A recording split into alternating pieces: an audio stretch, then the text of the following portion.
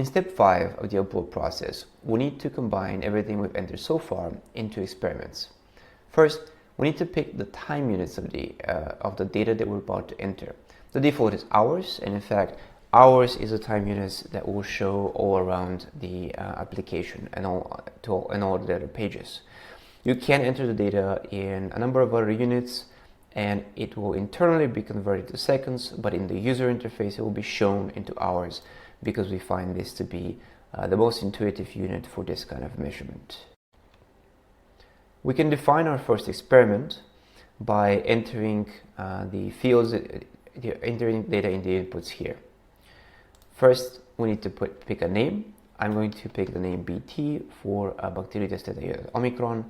Let's say this would be a BT monoculture experiment where I'm going to grow Bacteroides in a hemostat. For the community, I'm just going to pick BT. These are the communities that we defined in step 4.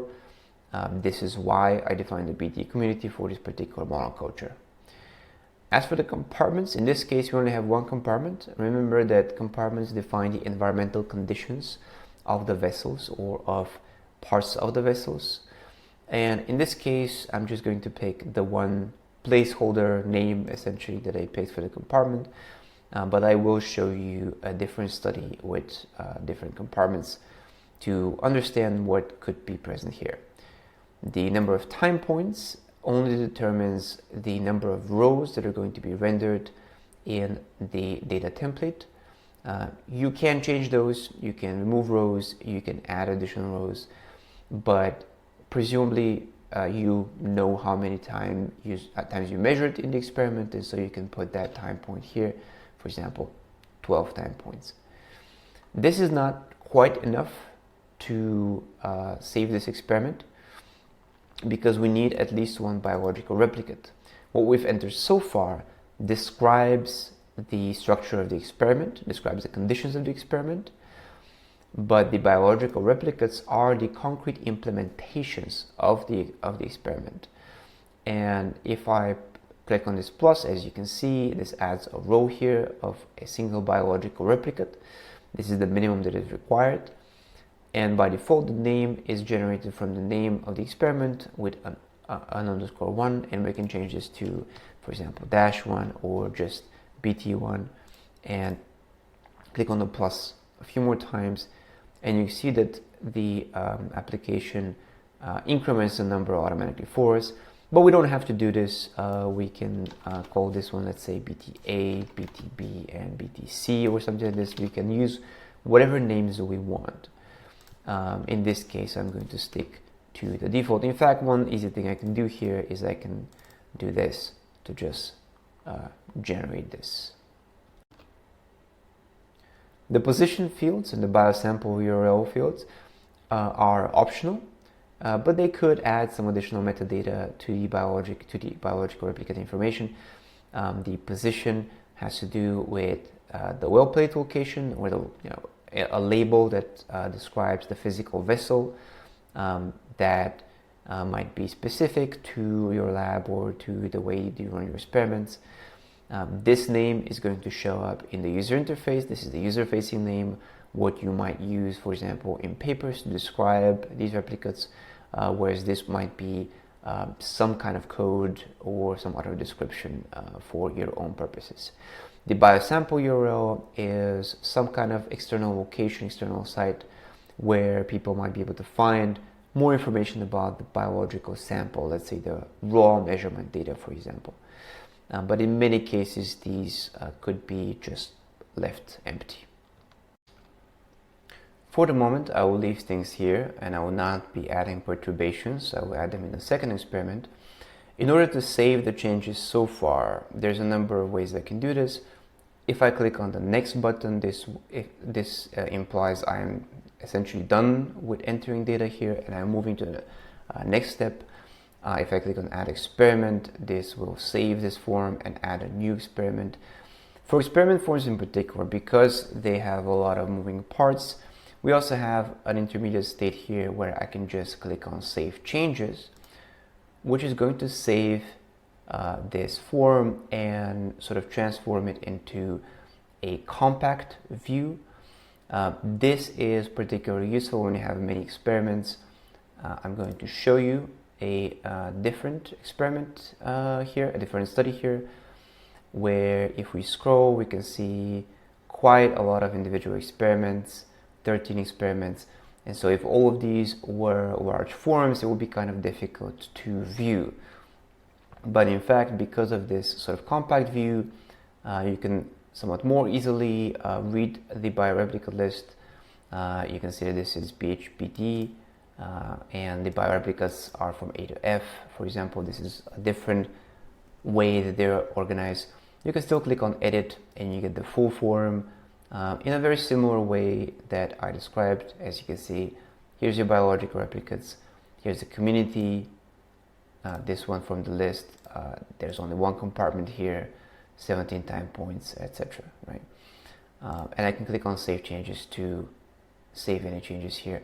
So if I click on, let's say, some update on the description, maybe there it is, it shows up. In our case, we only have one experiment, but this is how this looks. I can add a new experiment by clicking on this plus sign, and I get the same form here. In my case, I would like to click on the duplicate button, which is going to add a new experiment, but with the same data pre-filled in. I can also do this from this edit view. Click on duplicate experiment here, and yeah, you can see how now I have this original form in a compact form and this form in an editable form.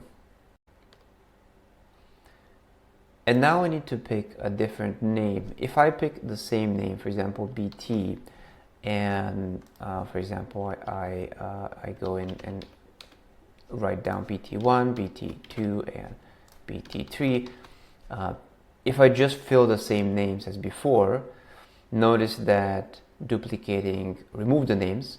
But if I try it, and maybe I try to save the changes, this will not work because I will get a message that says that the name BT is not unique, both for experiment 1 and for experiment 2, because both of them are duplicated.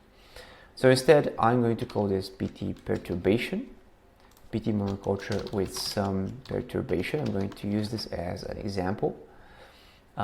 Instead of writing these, perturbation 1, I can write perturbation 1, for example, here, and just remove these and regenerate them. Again, because this is just an example, in practice, you probably won't have this kind of duplication, but if it happens, just know that there will be a validation message that tells you. I can save the changes now, and both of these are now saved. Here's experiment 1 BT, here's experiment 2 BT with perturbations.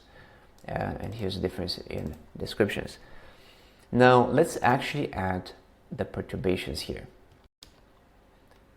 I will click on this form, on this plus sign, and this adds this additional subform with quite a lot of fields, because a perturbation could be described in a number of ways. The most important thing is that it is defined by a start time and an end time. So for example, maybe it starts at 24 hours and it ends in 48 hours.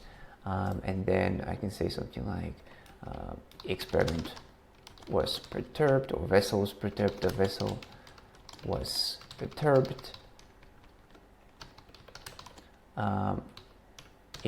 for 24 hours in some way, right? What is the way that it was perturbed? Ideally, I would describe this in the description, but we can also describe either a change in environmental conditions by replacing compartments, or a change in communities by replacing communities. For example, here we have a community of BT, of Bacteroides theta iota omicron. What we can say is that this old community of BT is changed to the new community of BT plus RI. So this would mean that we are adding Roseboria intestinalis to this community. This may seem a bit odd because we are essentially saying here we are replacing a community, where in practice we are adding Roseboria. But technically speaking, this is how we're modeling this process, by saying from the current community, the old community of BT, the new community in this time interval is BT plus RI. Or perhaps we can change compartments. In this case, we only have one compartment, so instead I'm going to show you a different experiment which performs this change. This particular study has a number of different compartments: pH 6.4, pH 3.7, pH 3.4, and feed 0. There are subtle differences between them, and I will show you what they are. But we can also see all of these experiments. There are 3 experiments. And for example, this experiment A6 has 2 perturbations. From time 88, this is in hours because this is the time unit that we chose, to time 104, the pH of the feed was changed from 6.4 to 3.7. How is this actually described? Well, let's click on the edit button and we can see all this information here. We can see the biological replicate names, and we can see the positions, the sort of internal labels. And here we can see the perturbation, how it is described in the form. The compartment pH 6.4 was changed to the compartment pH 3.7.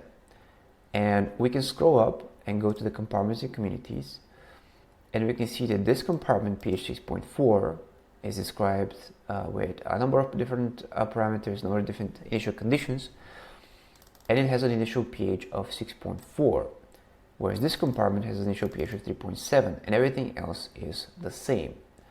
This is what we mean when we say here that the compartment 6.4 was changed. It means that the current condition during this perturbation, the current environmental condition, is whatever is described in this compartment.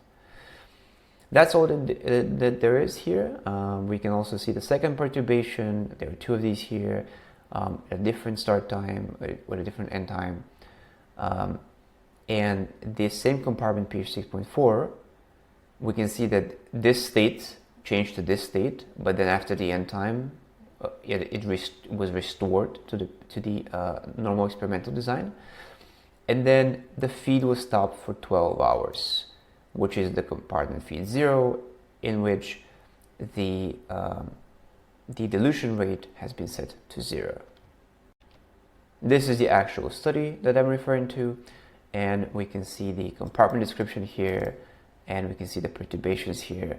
Compartment pH 6.4 changed to pH 3.7. This property of the compartment is the only difference. Likewise, this property, dilution rate, is the only difference between these 2 compartments. I also want to show you an experiment where there's 2 compartments within the same experimental vessel.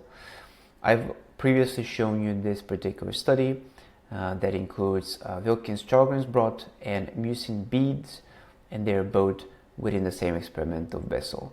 So in this case, we have 2 compartments, and for example, if you wanted to define a perturbation in which the mucin beads are removed from the vessel, we could maybe do this by saying that this compartment was removed and no compartment was added, right?